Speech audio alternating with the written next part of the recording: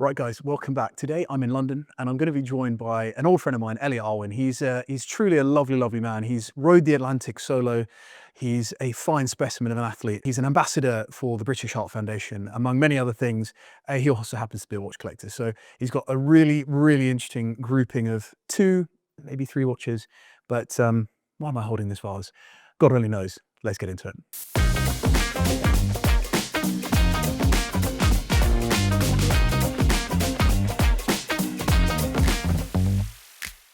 Right, we are back for another 2-watch collection episode with my dear friend Elliot.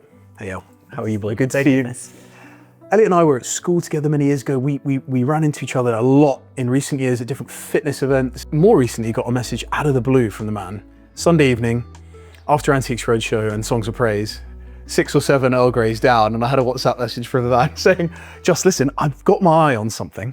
I'd love your thoughts on it. And I couldn't quite believe the watch that we're talking about. It's not completely out of the question that I get messages from old friends like this, but this one really hit different. And so I thought today we had to come and get together and just talk about your watches, your choice watches, how they integrate with your lifestyle, which is not dissimilar to mine as well. And tell us like how you got into this, because you know, you've come in, particularly for this watch here in the middle, you've come in all guns blazing in a way that's so unexpected. It's funny, when you say unexpected, I think a lot of people who know me well will be like, oh, of course you went for something that's a bit outlandish, a bit something that wouldn't be the norm. I have always had sort of a fascination around the watch world, but not really had the cash to sort of indulge. I think maybe 25 years ago, I saw it's probably an FHM magazine. Yeah. Saw an advert for Patek. Okay. And the classic line of, you never own a Patek, you merely look after it for the next generation, like really resonated with me. I was like, that, if nothing else, is really cool branding. Yeah. And so that was like, I love that kind of aspirational approach. And then as you get older and you start sort of thinking about, am I going to make an investment of this sort of thing? And the time in which I was sort of able to make an investment or whatever, I was like, well, I can't just walk in and buy one, which immediately is a bit strange. And I was sort of investigating the watch world. The watch that I really love is I wanted something that was probably automatic, and I love the idea of an automatic Calatrava, probably rose gold was where I was initially thinking. So I'm going to buy something secondhand, something vintage. And I started having a look around, and this popped up. I was saying that with the wine industry, it's like people are scared to say that they love wine or love something about wine because they don't know enough. And so I was automatically thinking, God, I don't know enough about watches. Like it's the expert, the expert thing, and therefore you must know everything to enjoy it. And so I was just thinking to myself, if I'm captivated by this watch, why not? I love the idea of gold, like as in if I'm wearing dress. So if I wear, for my example, my black tie, my cufflinks would be gold, my studs are gold. I don't wear a gold earring. It's probably not real gold though, is it? But you'd wear a classic sort of dress watch like this one, even not in a formal setting like that. Would you wear it with a t-shirt? Absolutely, yeah. And therefore it kind of matches my color, my skin tone, and I've always worn gold. I don't like to think of it as flashy. I like to think of it as a color that suits you and me, right? And then I like that sort of elegant style, something quite classic looking. Talking complications wise, my heart, and talking about how a chronograph and tachymeter was initially there to help doctors measure pulses. I was like, there's something about that complication that resonates as well. And so I was thinking, yes, I may never use it to its full extent. Who does use a chronograph at a full extent, really? And it's the nice thing with my heart history and that everything just kind of resonated. And then I was like, well, I know you're quite a Vacheron fan. Yeah. And so I was like, well, maybe there is something behind this. Sent it to you. Yeah. And then it sort of all cascaded from there. So you knew you knew it could be something like a Patek. So we're going around it at the top. It could be something sort of Holy Trinity level. Rose gold, then it sort of evolved to being a chronograph possibly. Secondary market, sort of pre-owned, so something vintage that's not in the catalogue now. And then you saw that, the visuals of that, the sort of the twin registered subdials, the proportion for me, and we're talking about here a sort of neo-vintage Vacheron chronograph. That's what really struck me, because we were chatting, Britt was very kind about our frames and weights prior to this, but we're 100 kgs plus for the Americans out there, 220 pounds plus. That is a 36, 37 millimeter watch.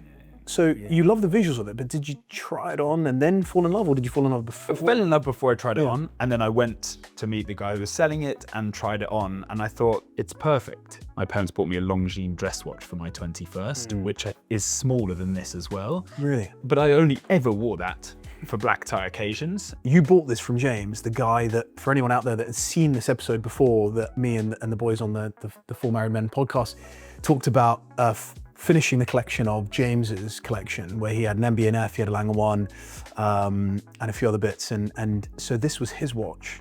So you went down to see him. Went down to see him. Yeah, and I also was actually quite captivated by the Lange 1, and I thought, and then I looked around that, I was like, oh, it's got its own thing. Yeah, but I then landed that this is more sort of, and I love the sort of classic. I just picture the sort of 1950s, 60s doctor wearing something like this. And that was the, sort of the vision in my head. And then when I saw the display case back, I was like, that is it. Like that. And this is so captivating. This movement featured in lots of different watches, including from Patek. The 5070 chronograph from Patek, much bigger, same movement. Love Patek as well. So. But this is to me, this is arguably even deeper, because Vacheron, for those insiders, Vacheron has this real allure, but it doesn't have that global pull necessarily that Patek does. So you've gone in, you've gone even deeper than that, and landed. And this is another thing, is I quite like something that people aren't doing. Really. As in, it's just another. I mean, it's so passé to say, another Patek, or like another Rolex. I mean, this is old money. Old world elegance. This is not screaming and shouting. I mean, just the curvature on the lugs, the audacity of it. The like teardrop lugs again, which is, and then I had a look at the the Conde, which is the modern incarnation of an order. So I looked at that instead. I was like, do I want to look at that instead? And I thought, actually, the lines are a bit more angular. They're not as soft as this. And I love the like soft teardrop, and the pushers on the chronograph are also slightly more rounded, slightly softer. And honestly, the thing is, and there'll be others out there listening to this that will resonate, I find it fascinating holding a product now, or watching, really being critical about how it feels, the build quality. This to me could feature, and does, at auctions like the big auctions of the year, next to watches that sell for hundreds and hundreds of thousands, if not millions, at auction. The dial, the quality of that dial, the quality of this case, the historic movement, even the feeling, the haptics of the also the way it's wound, has a really, that sound is so Moorish. Strong and Moorish. Moorish. Never actually heard someone say Moorish. Moorish. So Moorish. It is If Moorish. you lie there in bed, in the morning, and I just think, yeah, and it brings that connection to a thing that is something special to me. It's my first. Whack it on there, so you can sit on the wrist. See. And tell, as you do, tell us about what you're wearing, because I think it's important for people to understand how this fits into your life. Because we don't talk about that for watches very often. Going back to what would be the first watch purchase that I made, a lot of people think, well, if you're getting into this watch collection, why didn't you buy a sports watch? And for me, this is a sports watch. I train a lot. The metrics I use on this are so important to my life, which sounds really sad. But at the same time, I track, again, with my heart condition pacemaker, I track my heart rate, variability, my overnight pulse, my my pace throughout the day, am I in atrial fibrillation or not? And so this, for me, is an extension of my lifestyle. And so a sports watch for me just didn't really make sense, because I wouldn't wear it. I wouldn't wear it as a daily. And I have a friend who, from South Africa, he loves expeditions, and he's the sort of person who I know does his research on stuff like this. And so I sent him a message, and I said, Bob, have you ever investigated field watches and what you're looking at? Is that, yeah. I was looking at this Seiko, and I was like, that's so weird. He was like, I'm doing it at the moment. And he then sent me a photo of the one that he'd just been looking at in Cape Town, secondhand. And I just thought, this is so strange. We're both looking serendipitously at the same field watch, and we were both discussing again what complications we'd want from a watch that was a daily when you're on holiday, and day date was so important, and automatic was like the two big things. And then I think I mentioned my grandfather who moved to Kenya when he in his 20s had a Seiko Quartz that I've loved the sort of feel of Seiko, so I have this affinity to the brand already. He said, look, let's both pull the plug on this, and so this is as much him as it is. So the story is the Seiko and Bob, us all doing it together, and we bought the same watch. Have you been away together wearing? No, so we both holding hands on the flight over to Zanzibar. Yes, I've been hunting with him, and it just sort of felt right that was the thing. And I love the day date. Brilliant. When you're on holiday, so important. I mean, perfect for Christmas and New Year. When you know, you're gonna know what's going on. And again, a smaller case size. So you've gone like a 36 mil there for sure. And is it titanium? I don't know. No, it's steel, but it's got a sort of brushed, like be. But again, the display case back as well for a watch of this starts like 41 hours power reserve, which is amazing. For the value that you get in this watch is, I think, unrivaled actually. No, genuinely. I think Hamilton might be in the mix there at this level. Yeah, so I looked at Hamilton, I looked at Christopher Ward, but there's some old issued watches, maybe, you know, some old sort of like Smiths. You might have seen the Smiths watch. Absolutely, yeah. So where they came from. Yeah. The original British fashion. Yeah. I mean, there's some fun stuff, but this is just fantastic. The beauty of this is that, and this is, and I love vintage, but people don't talk about the build quality of these things. You know, if you're buying a watch like this, you do want that modern build quality because you do thrash it around. Exactly. And again, you talk about the feel of something. They're like weightiness. Like there's something that's reassuring with mass. Reassuring with mass. Get some mass in why it's good to be heavy. Yeah. But yeah, the sort of reassuring quality. And it came on that nature, that green. It did. Yeah, which is brilliant. Brilliant. I love that. And you immediately went to that variation because presumably it came in different colours and other things, but that was the one. Yeah, I think I love the I don't know what you'd call it, but the lume on the yellow numbers is like, it's big and bright. With this watch, obviously wearing it throughout the night, it's such a simple thing, but waking up in the middle of the night and wanting to know the time, and looking at this in the pitch black. Sleep in a watch. I do. I sleep in this watch. Yeah. But I sleep in this when I'm wearing this on holiday to get a break from this. Hey. But waking up in the middle of the night in the pitch black and being able to see the time because the lume is so good, it's like 2 o'clock in the morning, and like, that's excellent. Controversial thing, the sleeping in the watch. I've argued for years now that if you sleep in it quite early on, once you've got it and it's an acquisition, you want to sleep with it, it's a good thing. Yeah. There's a connection building there. But I think with a watch like this, it's a field watch thing. If you think about what a field watch would be, inevitably. Of course they would have slept in the field. Yeah, exactly. If they're woken up, they're going to they want to align. Did you wear that one on the row? I did, and I bought this for the road because it's solar powered as well, so that it charges on that. I mean, that's, you know, as far as watch stories go, and I mean, it's not a mechanical watch, but at the end of the day, you can't discount the fact that has literally been. In fact, before we close, tell us a quick story about your near-death experience on that row. Did you have an animal? From memory, you had someone jump up. Did you have a dolphin? Or you almost fell out? I did. I got washed overboard. Oh, you were off. That's it. Yeah. You were. In the middle of the night. Tell us where you were when that happened. So I rode from the Canary Islands in La Gomera to Antigua, raising money for British Art Foundation. I got knocked overboard at sort of 2 o'clock in the morning. By a rogue wave that came from the side. Had I not been strapped on, I wouldn't be here. But that's pass and parcel of the safety.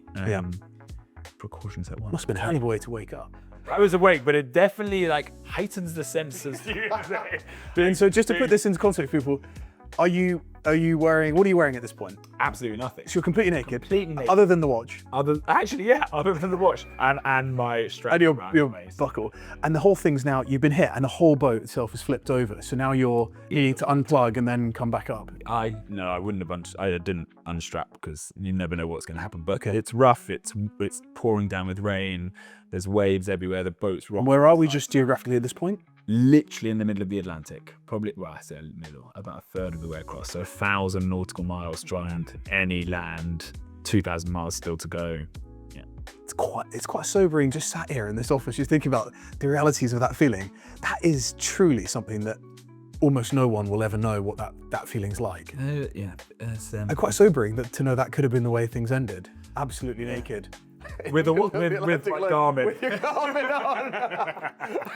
And all that would have survived that it was a titanium, exact, somewhere at the bottom of the ocean. Yeah. Fantastic. Listen, final question. Is there something on the radar? Clearly, you've got all bases covered with this for your 2/3 watch collection. Yeah. What's on the radar? I love a classic Rolex GMT.